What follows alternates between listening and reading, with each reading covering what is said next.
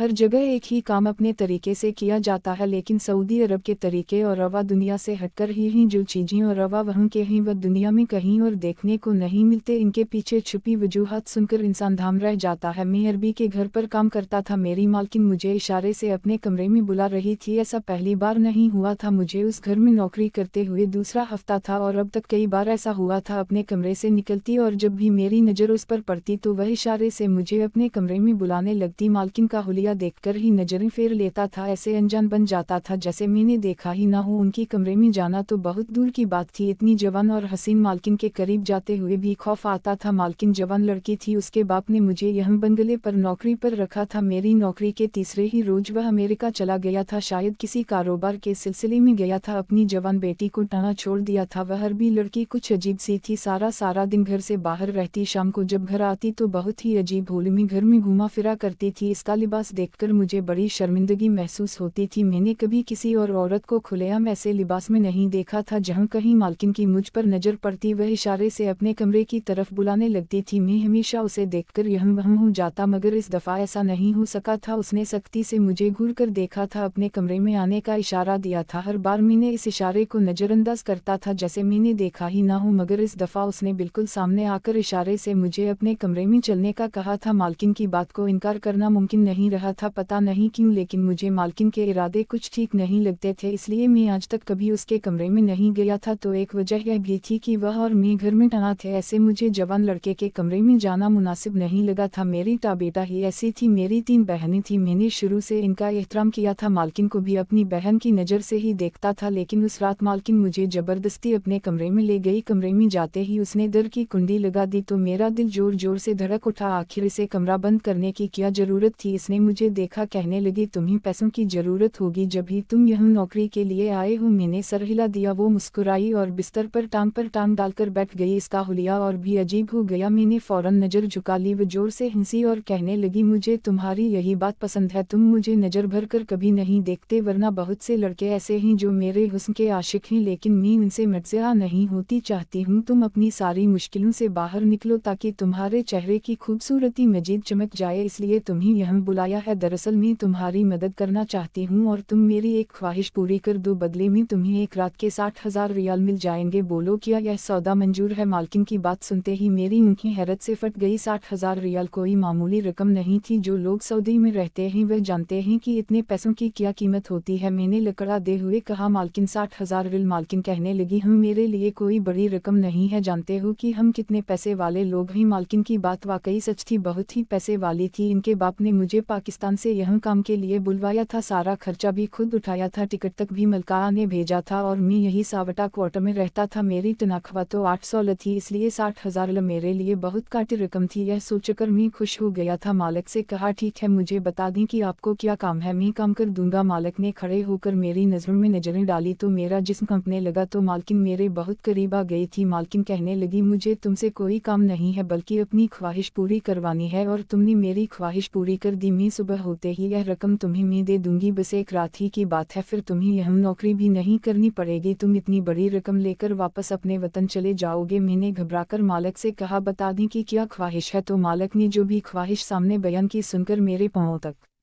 पसीना आ गया। फौरन इनकार किया, कहा कि ऐसा गलत काम नहीं कर सकता, मगर कहने लगी सोच लो, बस 12 घंटे की ही बात है। अभी रात के 8 बज रहे हैं, सुबह 8 बजे तक तुम्हें मेरी ख्वाहिश ही तो पूरी करनी है। ऐसा क्या मुश्किल है, तुम जवान मर्द हो, खूबसूरत हो, तुम्हारे लिए कोई बड़ी बात नहीं होनी चाहिए। मैंने मलकनू है। मलका ने मेरे दोनों कंधों को मजबूती से अपने हाथों से जकड़ा और हंसने लगी और कहा कि सोच लो 60,000 रियाल, वो भी सिर्फ एक रात में मेरी ख्वाहिश भी पूरी हो जाएगी। तुम्हारे और मेरे सिवा और इस घर में कोई नहीं है, इसीलिए यह बात किसी को पता नहीं चलेगी। मैं तो यह बात सुनकर सोच में पड़ गया था। मालकिन की ख्वाहिश इंतहा खतरनाक थी और मालिक को पता चल जाता तो वह मुझे सलाखों के पीछे बजवा देते। मालकिन को अपने इनमुल बाप था जो मेरी कमाई के आसरे में थे। मैं यहाँ से पैसा भेजता तो ही घर का गुजारा होता। मुझे डर लग रहा था कि शॉर्टकट के चक्कर में कहीं किसी बड़ी मुसीबत में ना फंस जाऊं। मालकिन मुझे सोचते हुए देखा तो कहने लगी चलो ठीक है, तुम्हें सोचने के लिए 2 दिन का वक्त देती हूँ। बाबा के आने में 4 दिन बाकी हैं, तुम 2 दिन अच्छी तरह सोच लो, फिर मुझे जवाब जवाब देना। दिन के वक्त दूसरे नौकर भी होते हैं, उनके सामने मैं कोई बात नहीं करना चाहती क्योंकि वह बाबा के पुराने वफादार मुलाजिम हैं। हर बात बाबा के आते ही बता देंगे। लोग शाम में चले जाते हैं, यहाँ रात सिर्फ तुम ही रुकते हो, इसलिए मैं अपनी यह ख्वाहिश तुम्हारे जरिए ही पूरी कर सकती हूँ। यह कहकर मालकिन बड़ी अगस्ता से अपनी उंगली से मेरे होठों को छुआ तो मेरे तन बदन में आग लग गई। मैं घबरा के पीछे हटा। मेरे चेहरे की घबराहट देखकर मालकिन की हंसी छूट गई और मैं तेजी से उनके कमरे से निकल आया। मैं अपने कमरे में पहुंच गया, बिस्तर पर बैठकर गहरी सांस लेने लगा। इतने बड़े बंगले में सिर्फ मैं और मालिक थे। मालकिन की नीयत का मुझे अच्छी तरह पता चल गया था। मैं सोच रहा था कि मालकिन अपने बाप की गैरमौजूदगी में ऐसा काम कैसे कर सकती है। वह तो अपने बाप की इकलौती बेटी है, उसके दिल में कोई ऐसी ख्वाहिश है तो जायज तरीके से पूरी कर सकती है। यह वह सवाल थे जिनका जवाब मेरे पास नहीं था। सारी रात में बिस्तर पर करवट बदलता रहा लेकिन मुझे नींद न आई। जवान मर्द था मेरे लिए, मालिक को ऐसी हालत में देखकर अपने जज्बात पर काबू पाना बहुत मुश्किल था। मैं यही सोचता रहा कि 60,000 रियाल के बदले में अगर मैं मालकिन की बात मान लूँ मेरे हालात बदल सकते हैं। मुझे सालों मेहनत करके भी इतना पैसा नहीं मिल सकता जितना एक रात के बदले मालकिन मुझे देने को तैयार थी। अगरचे काम ठीक नहीं था लेकिन इस काम के जरिए मैं वह सब कुछ हासिल कर सकता था जो मेरा ख्वाब था। यह सब सोचते सोचते मुझे नींद आ गई। सुबह मैं उठा तो फिर मैं बंगले में पहुंच गया। मेरा काम बंगले की सफाई करना, बर्तन धोना था। यहाँ के सारे पुराने मलामीन को अलहदा रिहाइश मिली हुई थी, सब वापस जाया करते थे कि मैं ही था जिसे माल ने सबक क्वार्टर में रखा था। पाकिस्तान में मुझे कोई नौकरी नहीं मिल रही थी जबकि मैं पढ़ा लिखा था, इसके बावजूद भी कुछ हासिल वसूल नहीं हो रहा था, इसलिए मैंने सऊदी में नौकरी के लिए दरख्वास्त डाली थी। मुझे नहीं मालूम था कि यहाँ मुझे ऐसी नौकरी मिलेगी। जब मुझे इस नौकरी की ऑफर हुई तो मैं सोच में पड़ गया था, तो हालात से मजबूर होकर सऊदी चला आया। अब यह मौका जब मालकिन की तरफ से मुझे मिल रहा था तो मेरे लिए बहुत ही अहम और कीमती था, लेकिन मेरा किरदार आड़े आ रहा था जो मुझे गलत काम की इजाज़त नहीं दे रहा था। मेरी ताबेटा इस तरह से नहीं हुई थी। सारा दिन मैं मलामीन के साथ काम करता रहा, मालकिन तो ना जाने कहाँ गई थी। काम करते करते मैं पुराने मलामीन से बातचीत शुरू कर दी। कुछ दिनों में मेरी खाना पकाने वाले हिंदुस्तानी खानसामा से काफ़ी दोस्ती हो गई थी और यह काफ़ी अरसे से खाना खाने का काम कर रहा था। बस यूं ही इससे पूछा, मालकिन सारा दिन कहाँ रहती है? मालिक इन्हें अकेला छोड़कर कैसे चले गए? यह बात सुनकर खानसामा कहने लगा, यह तो मामूल की बात है, मालिक कहीं भी जाते हैं तो मालकिन को साथ नहीं लेकर जाते और मालकिन की तबीयत बड़ी ऐसी है, कभी तो किसी लड़के के साथ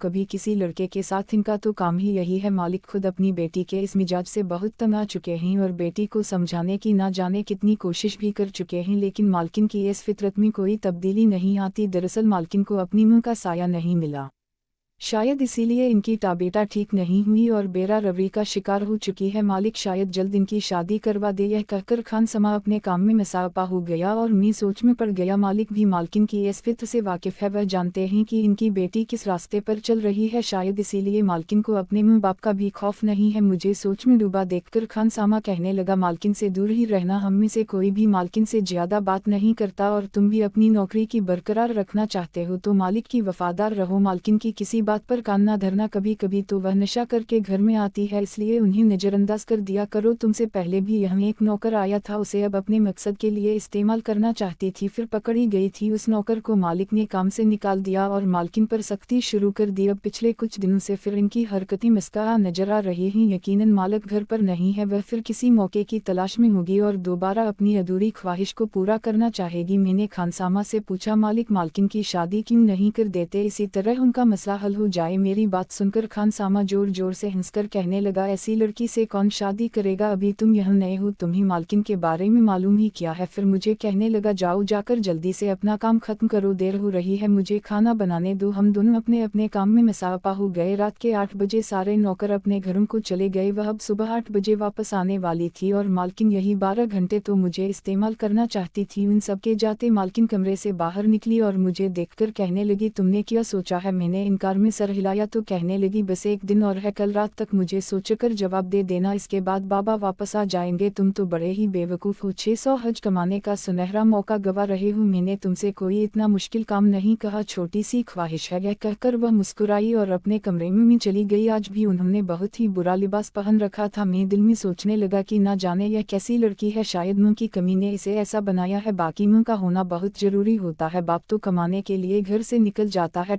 बेटा जिम्मेदारी मुंह पर ही आती है। मटाका हरा क्वार्टर में आकर बैठा, मुझे अम्मा का ख्याल सताने लगा। बाख्तियार मुझे याद आ रहा था, मुन्नी मेरी ताबीटा कितनी अच्छी की थी। मुन्नी तो मेरी बहनों को भी बहुत ही इज्जतदार बनाया था, तो कभी नज़र उठाकर गैर मर्दों की तरफ नहीं देखती थी। अम्मा की ज़्यादा याद सताई तो मैंने फ़ोन उठाकर अम्मा को फ़ोन लगाया। बहुत कम ही मैं अपने घर फ़ोन करता था। घर वालों से बात करने के बाद यहाँ रुकना मुश्किल हो जाता था। घर की बहुत याद सताती थी। घर का फ़ोन मेरी बहन ने उठाया, उसकी कमटे आवाज़ सुनकर घबरा गया। मैंने पूछा क्या हुआ, एकदम ही जोरदार किधर रोने लगी और जो खबर उसने मुझे सुनाई वह सुनकर मेरे कदमों तले निकल गई। मेरी अम्मा को हार्ट अटैक हुआ था और वह अस्पताल में दाखिल थी। घर वालों ने मुझसे यह बात छुपा कर रखी थी, लेकिन मेरी आवाज़ सुनकर मेरी बहन अपने जज्बात पर काबू ना रख सकी। उसने मुझे यह बात बता दी तो फिर मेरे बीमार बाप ने मेरी बहन से फ़ोन लिया और मुझसे कहने लगे तुम्हें परेशान होने की ज़रूरत नहीं है, हम तेरी मां की देखभाल बड़ी अच्छी तरह करेंगे। लेकिन मेरे जहन में बस अम्मा का सिरा घूम रहा था। मैं अब्बा से कहा पैसों का क्या बना, सारा खर्चा दवाइयों वगैरह के पैसे कहाँ से आए हैं। बस अब्बा खामोश हो गए। जान गया कि मेरे पीछे घर के हालात मजीद ख़राब हो गए हैं। मैंने अब्बा से कहा तू परेशान ना हो, मैं कल ही आपको पैसे भिजवा देता हूँ। मेरी बात सुनकर अब्बा कहने लगे बेटा मैं तुम्हें परेशान नहीं करना चाहता था कि जब तक तेरी तनख्वाह नहीं मिलती घर का गुजारा बहुत मुश्किल है। हम सब लोग पाकू पर तेरी मां सरकारी अस्पताल में दाखिल है और डॉक्टर भी सही तरह से इनकी देखभाल भी नहीं कर रहे। किसी ने मशवरा दिया है प्राइवेट अस्पताल में तेरी मां का चेकअप करवा लूँ, लेकिन यहाँ तो रोटी के लिए भी पैसे नहीं है। अब्बा एकदम ही रो पड़े थे, शायद इनके बेटा की सारी हदें टूट गई थी। फिर मैंने अब्बा से वादा किया कि मैं कल ही आपको बहुत बड़ी रकम भेजूंगा जिससे आपके सारे मसले हल हो जाएंगे और कुछ दिनों में मैं भी लौट आऊँगा। यह सुनकर अब्बा पूछने लगे तेरे पास इतनी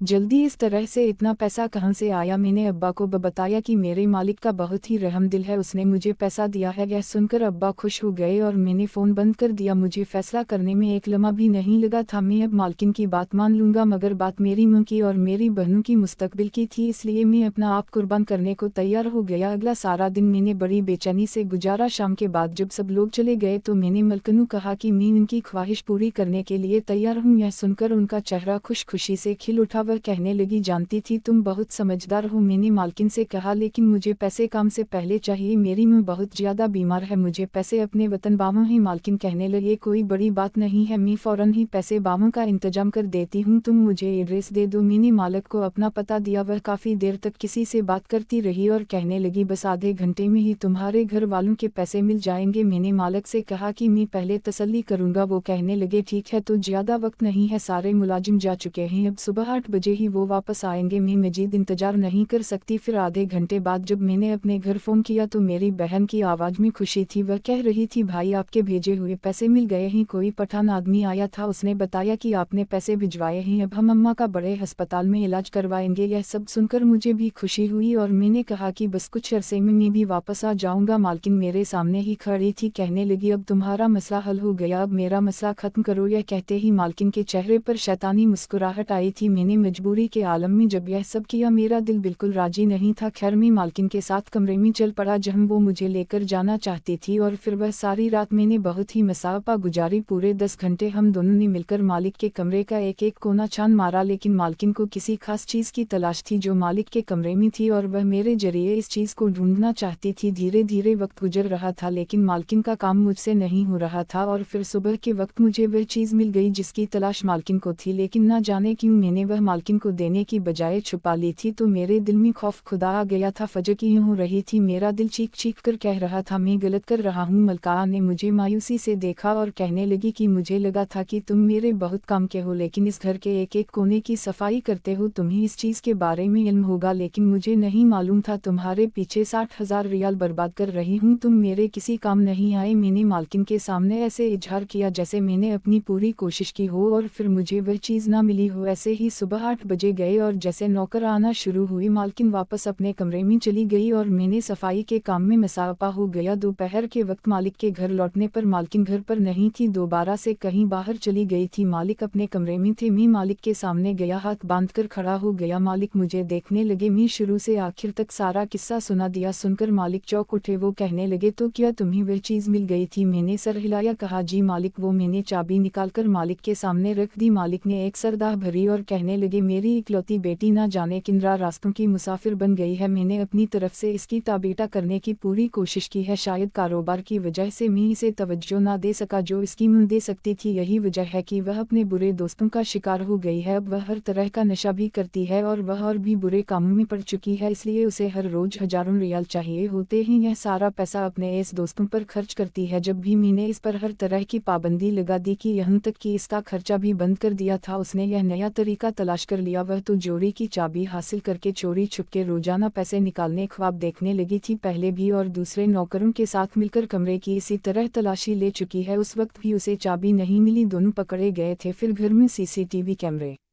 लगे हुए हैं और यह बात मेरी बेटी को पता नहीं है। और अब तुम खुद मेरे सामने खड़े होकर अपने गुनाह का इकरार ना करते तो कुछ ही देर बाद में सारी रिकॉर्डिंग चेक करता। मेरी गैर मौजूदगी में तुम दोनों ने क्या क्या किया है, लेकिन मुझे खुशी है कि तुमने इसके गलत काम में साथ नहीं दिया। मैंने मालिक को 600 वाली बात भी बता दी और यह बताया कि मेरे हालात बहुत ख़राब थे, इसीलिए मैंने मजबूर होकर यह सब किया। मालिक ने 10,000 रियाल मेरे हाथ में रख दिए और कहने लगे यह भी अपने घर भेज दो, जो मेरी बेटी ने तुम्हें दिए हैं वह भी मेरे पैसे ही हैं, इसलिए परेशान होने की जरूरत नहीं है। मैं बेटी से खुद बात करूंगा, उसे समाम कि अगर वो अपनी बुरी सोबत छोड़ देगी मैं दोबारा से पैसे देना शुरू कर दूंगा। लेकिन मुझे नहीं लगता कि वह इतनी आसानी से राजी होगी, उसे नशे की लत लग गई है। उसके दोस्त बहुत ही खराब हैं। मालिक की आंखों में आंसू आ गए। मैंने मालिक से कहा आप मालकिन की शादी क्यों नहीं करवा देते। वह कहने लगे कि तुम्हारी मालकिन ने हर जगह खुद को बदनाम कर लिया है, कोई इसका रिश्ता लेने को तो राजी नहीं। मैं दौलतमंद हूँ, किसी को भी खरीद सकता हूँ, लेकिन जबरदस्ती अपनी बेटी किसी के नहीं डालना चाहता। मैं अपनी बेटी के लिए शौहर नहीं खरीद सकता। मालिक ने मुझे ना नौकरी से निकाला और ना ही बुरा भला कहा था, बल्कि अपनी बेटी को समझाने के लिए कमरे की तरफ चले गए थे। मैंने दिल से दुआ की थी कि मालिक की यह मुश्किल हल हो जाए। मालकिन अपने ही बाप का पैसा चोरी करना चाहती थी, इसका इरादा बहुत ही बुरा था। मैंने भी मजबूरी में इसका साथ दिया था। इस बात पर मुझे बहुत शर्मिंदगी है। मैं आज भी मलिक के बंगले पर काम करता हूँ, इस वक्त छुट्टी पर आप पाकिस्तान आया हुआ हूँ। मलिकना अभी भी पहले जैसे ही है, लेकिन मालिक अपनी कोशिश कर रही हैं। दुआ करता हूँ जल्द ही मेरे मालिक की मुश्किल आसान हो जाए।